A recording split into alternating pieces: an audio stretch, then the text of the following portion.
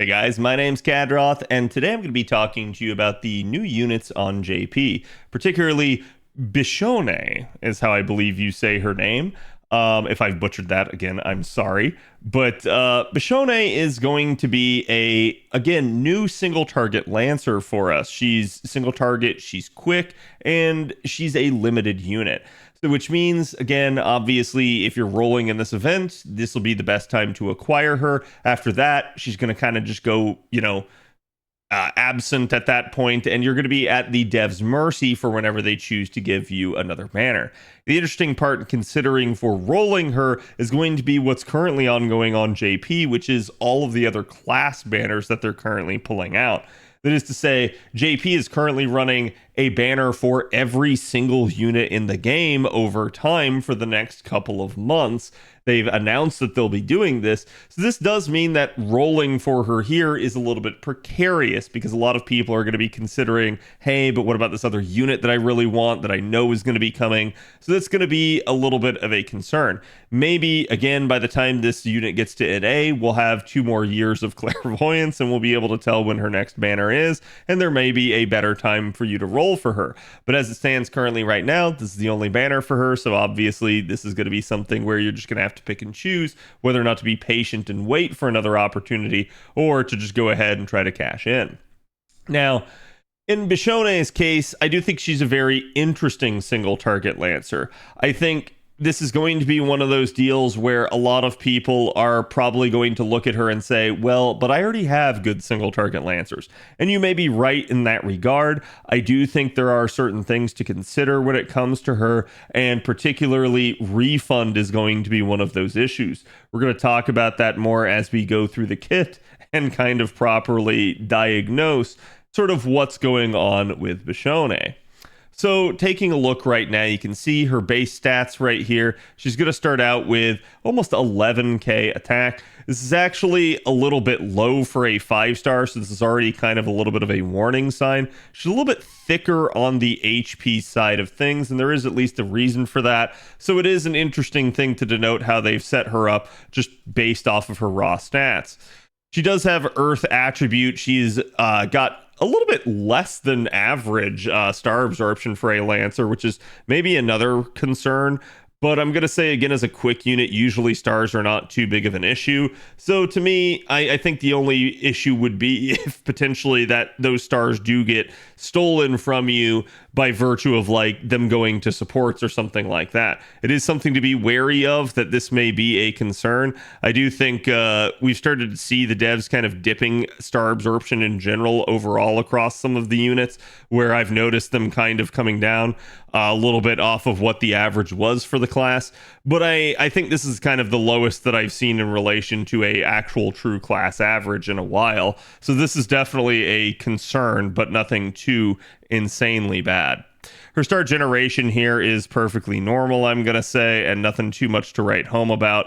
Her NP charge attack here is 0.7, and this is definitely a little bit higher than average, but we are actually pretty used to seeing this with certain quick units because, again, quick doesn't necessarily have the same like NP generation percentiles that, like, say, arts does. Arts has just a 300% modifier on it. Quick has a base 100% modifier, so it is something to consider that, yes, like having a higher NP charge attack rate is something that you actually do want on a quick unit. Her NP charge defense here is the 4% standard for Lancers. Her death rate is a little bit under average, but pretty much right on it at 24% there. And her alignment is chaotic balanced. Again, balanced is a relatively rare alignment and one that is not easy to gain like buffs from.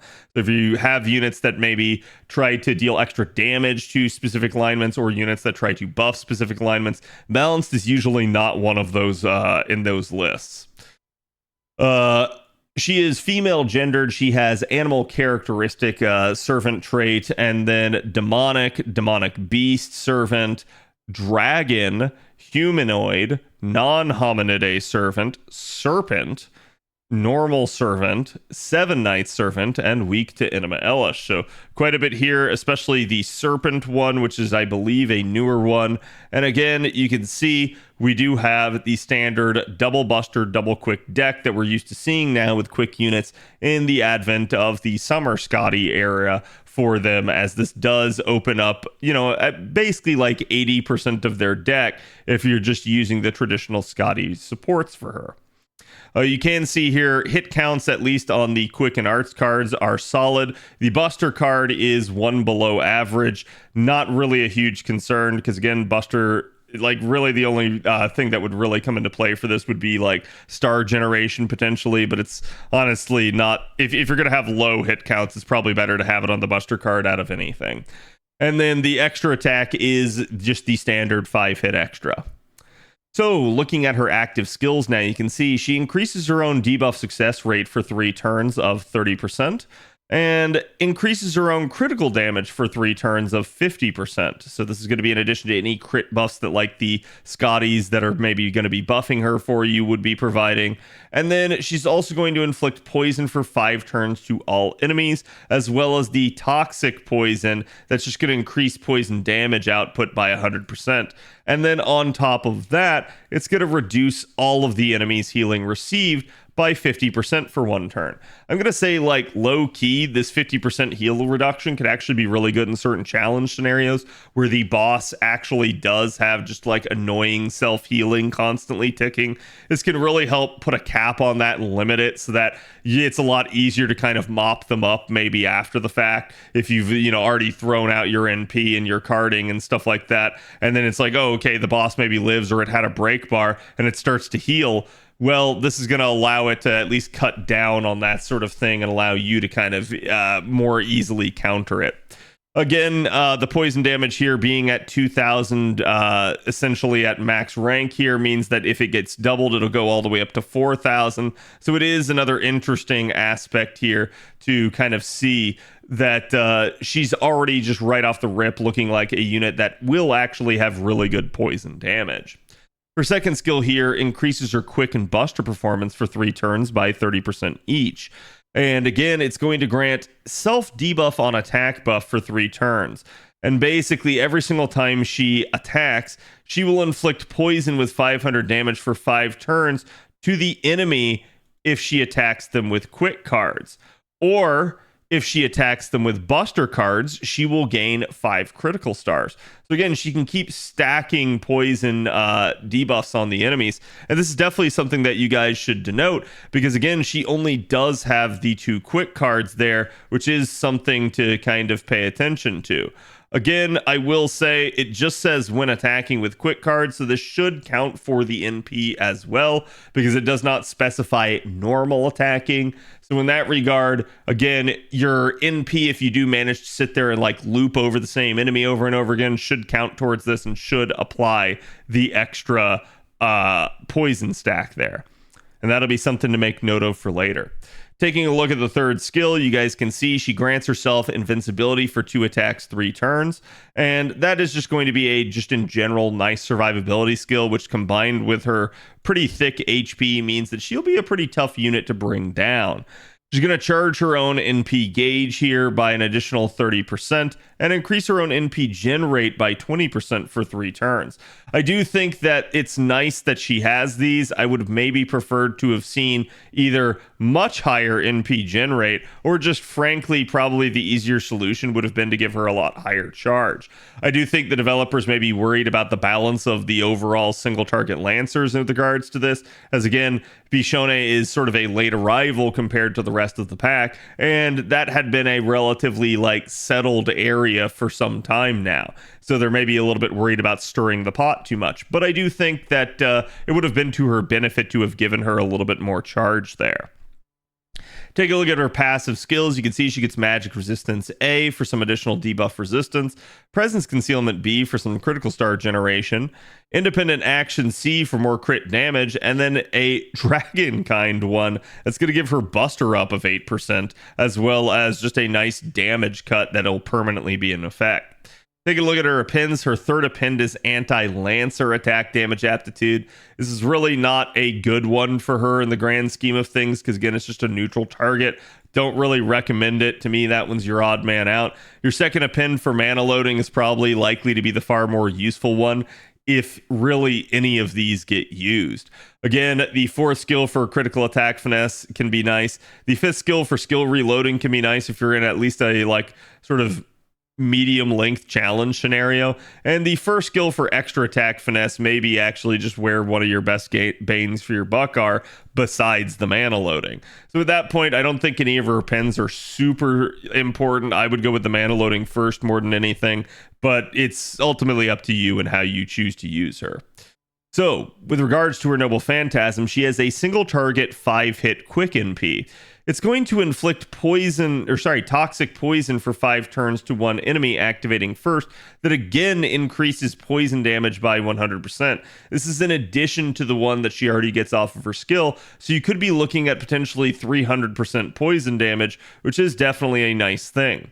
She's going to deal damage to them, and then from there, deal super effective damage based off the number of poison stacks at a clip of 15% per stack. So that is definitely a nice thing. This will scale very well with that, but keep in mind that for her to be able to apply more poison, there is a little bit of RNG with you actually getting the quick cards. And again, that is going to be something to be concerned about since she only has the 2 of them. This is maybe one of those few scenarios where it would have said, hey, actually giving her triple quick deck may have actually been to her benefit. But I think that would have caused problems with overall card performance and being able to card your way back to an NP. So as we look at this, again, it is an interesting thing to see, and she will get quite a bit of damage from it. It's also going to just be a guaranteed drain against the single enemy by 1. So this is another interesting deal that if you keep looping over an enemy with her, you could potentially stall things out. The bigger issue is going to be actually performing that loop. Now, as we look at the overcharge effect here, you can see it's going to inflict poison for 5 turns to one enemy before damage goes out. And would you look at that? Again, the poison damage that gets applied is based off of the overcharge. So for instance, in a weird scenario, let's say you did get to 500%, you could have 5,000 poison damage there, which would literally be modified up to the point with the NP and the first skill of basically being 15,000 poison damage on its own, not including any other potential poison stacks, so that it is pretty just disgustingly good if you can manage to do something like that. But I am going to say this is maybe one of the concerns with her is, to me, she strikes me as more of a unit that should be used over time, over durations. She's not really supposed to be necessarily your looper type unit. She's not necessarily supposed to be someone that you're going to use prolifically in like farming or something. To me, she seems more like a little bit more of a challenge unit and has the kit to such a degree for that. So I don't think that Biscione is a bad unit, but I do think she does have some concerns for just general purpose use and things that you need to be aware of if you are going to try to get the most out of her. With regards to that, we can at least try to find ways to get more stacks of poison damage. And one of that is going to be basically by using command codes. So at the current moment on an A, you guys should have both of these command codes. Each one of them will inflict poison to the enemy whenever you do end up putting them on one of your cards. One of them does have a demerit of dealing 100 damage to you.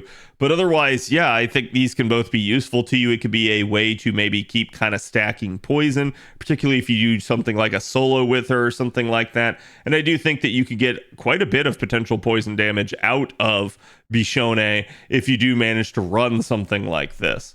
As far as craft essences go, there's not really a poison craft essence too much that's going to help with that. So just general purpose craft essences that could be useful to her.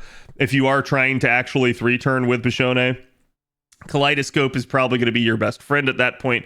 Doesn't have to be MLB if you have the mana loading maxed out, but again, this is something that obviously a lot of people would prefer not to have to use, just due to the fact that Kaleidoscope really only has the all attack in there, and that's only going to be much of a thing if you have MLB'd it. So this is a concern, because it does mean that we will be having to start from basically 100% starting charge in order to 3-turn with her, which means we don't get the benefit of some sort of like really nice craft essence that can also further boost our damage. If we're looking for potential options for something that can provide invuln pierce, Sweet Crystal's probably going to be one of your better friends. This one's purchasable through the Rare Prism shop. It is all attack scaling, has 50% charge at MLB, and does give Ignore Invincibility. Just be careful, it's got quite a hefty price tag on it at the cost of 5 Rare Prisms per copy for a total of 25 Rare Prisms for MLB. But again, it is a very good C to grab for pretty much all of your units, just depending on the situations that you run into. And then if you do manage to just be trying to like one-shot something like Black Grail can obviously be your friend. This could be further boosted by Oberon. Again, if you do manage to have it MLB, it is a 2400 attack scaling C, one of the highest in the game in that regard. And really, Black Grail still just is the best damage multiplying craft essence in the entire game. So it is a really, really nice C to have on hand, and it will be something that'll be useful to her. So now, taking a look at Biscione's actual like sort of looping scenarios and damage output, let's first start by looking at her damage with just self buffs only. And you guys can see here, this is basically going to be, again, her damage in a neutral environment, not against an effective enemy. It is going to be her just under her own power, no mystic codes, no external buffs from another character or anything like that. Just her own skills. That's it against a neutral enemy. You can see at NP1 there, basically have about 36k. Not too great of a number there for an SSR, but it is what it is. And you do have also the potential to get up to like 3 poison stacks relatively easily. And then again, we also did the scaling here for like, hey, what if you got all the way to 10? So you can see poison is really going to be the major determinant for how you do get damage out of Biscione. I do think that's going to be something that's really going to matter. So if you're going up against a unit that has really high debuff resistance, or again, a unit that has debuff immunity or poison immunity in some way, be very careful. Running her will not result in some very good numbers. But if you can manage to stack poison on the enemy, and you can, again, maybe get that sort of going and rolling on the enemy, not only will you be getting extra damage basically from those poison stacks just constantly ticking, but again, you're going to get really good, super effective damage out of the NP that is going to make the scaling quite a bit. And that was just the NP1 numbers. The more you come down here, even NP2, you guys can see the numbers get pretty darn respectable. And then by NP5, you start getting some pretty monstrous unbuffed numbers there. So as we start to look at the proper charge scenarios for Biscione, as we mentioned, trying to 3-turn with her is pretty abysmal. And the reason why is because, again, her actual refund with double Summer Scotty against a neutral enemy is essentially she only has a 5-hit NP. So at even 1 out of 5 overkill hits, you were looking at 12% refund with double Summer Scotty. That is not particularly good numbers. And so you can see this kind of reflected down here as, again, you're not really going to have any capability even to get to 20% with double Summer Scotty, because the maximum potential would be 16.38% at 5 out of 5 overkill hits, which is highly unlikely that you hit. So again, expect that 10% of refund, but don't expect much more. In fact, even if you get 0 out of 5, you will still get the 10%. So she's not a unit that's going to do a whole lot with actual NP gain. She doesn't have the hit count. She doesn't have the base NP gain really to do that. A lot of it is just going to come from brute force charging her. And that is exactly what you see right here as we start her out basically with a, again, K-scope and then a maxed out append, essentially to get her to 100% for turn 1. At that point, fire off the NP. She'll only refund about 10% there off that first NP. We'll be using double Summer Scotty there. And then from there, you can already go ahead and rotate one of the Scotties out and bring Oberon in. And you could basically use Biscione's 30% charge, one of the Summer Scotty before you rotate her out's 50% charge, and then basically Oberon's 20%, and that should be 110%, effectively meaning that the 10% refund was utterly wasted at that point just due to the way the charge scenario works. And again, she's not going to be able to get any benefit out of it, but you will be able to NP again. So you're going to fire off the NP a second time. She'll refund about 12%, and you're just going to use the remaining two 50% charge skills from the one Summer Scotty that you haven't used and Oberon. And that is going to be how you're going to complete your 3-turn loop. It is what it is. Again, that'll be 112%, so the 12% there will be wasted. You are literally just going to be brute forcing Biscione if you do try to 3-turn a singular enemy with her. So that is something to pay attention to, but that is pretty much the only charge scenario that's going to work for her, unless you are trying to maybe mix her into some sort of multiple damage dealer setup where you are maybe rotating between two supports, but you have her and someone else. That can be something where it's like maybe the other person can take a wave or two for you. So again, there are different considerations there, but I am going to say this is just naturally going to be a limitation that Biscione has. Her refund will not be that good. Now, as we look at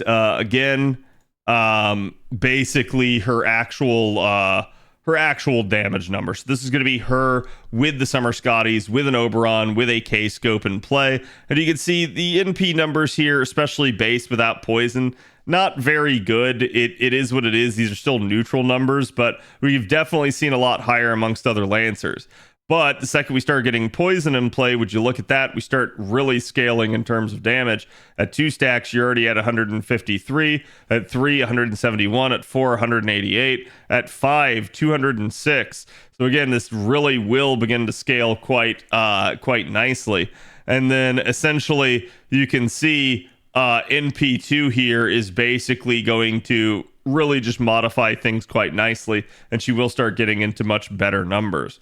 Now, as we start to look at potential one-shot damage, so this is going to be using Black Grail instead of something like K-Scope. There, the numbers do get a little bit better, particularly if you have poison. Remember, Oberon really going to have a nice interaction with Black Grail, so having super effective modifiers on top of that is going to scale multiplicatively with everything else, and that is why you start seeing such a force multiplier as she starts to get more and more stacks of poison. So again, I can't emphasize that enough. The more stacks you get, the more she and her damage will actually improve, and you will get quite a bunch of damage out of her. As of right now, there are only the 3 poison command codes in the game, so it's just something to be aware of. You're not going to be able to have like infinite poison stacks on her, but again, I do think you can use her quite effectively with that regard. But let's go ahead and let's compare her basically in both sort of 3-turn scenarios and one-shot scenarios to some of her other counterparts. And the first one that's going to come to mind is going to be Shisho. Again, like original Shisho from the game, is a single target quick lancer that has had some upgrades at this point. And you can see base Shisho, not altogether too much different, but there is about 30k difference there. And Shisho does have basically some really strong power mods in there that really just help the damage scale quite nicely, even at like NP1 and NP2 here. So you do have quite a bit of damage, and that's just wave 1 damage. You can see by wave 3, the spikes do get quite a bit nicer. And then as we start to look down here at a Black Grail scenario, because again, Shisho is also a K-scope in that scenario, as you start to look at Black Grail for one-shot damage, there you go. You can see just base value Shisho at 736 to Biscione's 500k basically. So essentially, Biscione with 3 poison stacks is going to be very equivalent at that point to Shisho just without any of her power mod in play. Taking a look at Brynn. Brynn's going to be another common one. She's single target buster. She at least can work from a 50% starting point, so that does help her out a little bit. But again, you can see the sort of base damage there altogether not that good. It's actually lower than Biscione's. So if you're worried about Biscione's numbers, keep in mind there are other units out there that do have a little bit of struggle. That being said, there is Man Niche due to Koyansky of Light, as well as Brynhilder's Beloved, and the potential to double it up for both. Her NP2 numbers even stronger, and again, as you start looking at the wave 3 numbers, you start getting even better there. So naturally, there's just going to be quite a bit of scalability in even any of these. At one-shot damage, basically at NP1 outside of her niches, she's actually fairly comparable. But the second we start getting into the loved one niche, boom, that is a heck of a lot more damage. And again, that is something that really, if you're going to be taking Brynn to a node, usually it's because they are a Brynhildr beloved enemy. So that's going to be, again, something that you can just pretty much expect most of the time. Enkidu has long been another really strong Lancer. Basically, Enkidu lacks niches most of the time, but again, you can see Koyanskaya will provide, obviously, the man niche. And then Threat to Humanity, while rare, is super useful to have in certain scenarios. Enkidu can work from a 60% starting charge standpoint. That's why we had the Summer Anniversary C here, just for a little bit of boost. And you can see, again, quite a bit of damage getting pumped there, but sort of wave 1 damage, pretty much not too good. So, again, Biscione's numbers here, not really that crazy when you start to look at that in terms of like her being low potentially. There are other Lancers that will out damage her, but hers are just not that bad in the grand scheme of things, at least compared to some of the other Lancers. I do think some of the other Lancers could use some attention in that regard, but it is what it is. Realistically, one of the bigger differences is going to come from right here. The one-shot damage base value with Enkidu will just flat out be higher, and that's again due to Enkidu just having very, very strong multipliers and already having an NP interlude that Biscione does not have. Compared to Melisson as well, we also have her in here. If I can get the slide to open, there we go. For again, sort of a single target arts variant here. As you can see, this double Castoria and Oberon, and Sign of a Smiling Face. Now, again, Biscione is obviously a single target Lancer. Melisson is a little bit more of a hybrid, and realistically, her single target form is not known to be her real damage dealing form. It's more or less her looping form as she keeps stacking NP gain up. But you can see essentially here, not really any niche to come into play, but you can actually still get pretty decent numbers.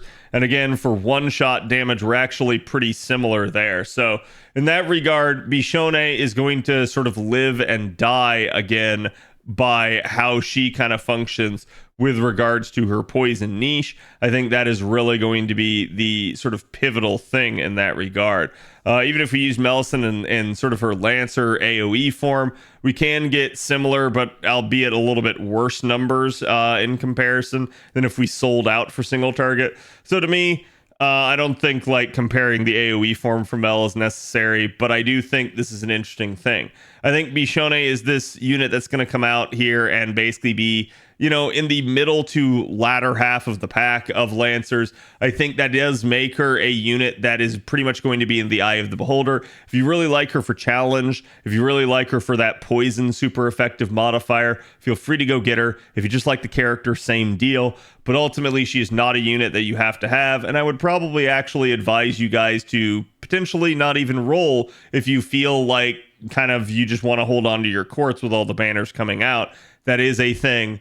Again, I can't say whether or not you should or shouldn't. I'm just going to tell you basically how I would think about this from a gameplay perspective. If you already have a very good single target Lancer, you probably don't need Biscione. But again, it's up to you to determine if this is a character that you really like or want. I don't think she's bad by any stretch of the imagination, but I do think that she probably is going to become a little bit underwhelming on the damage and refund side of things, unless you are really playing to her strength, which is the poison super effective modifier. So again, I do think that's something where as well her damage is going to be a little bit lower because of all the poison damage that she'll be pumping out. And that is something a little bit more intangible and something to think about with her. That if you want to go the distance, if you want to go longer than maybe like some sort of 3-turn scenario or something like that, that's probably where Biscione will shine compared to some of the other sort of one and done single target Lancers. I do think that's probably one of her strengths and something to maybe think about. So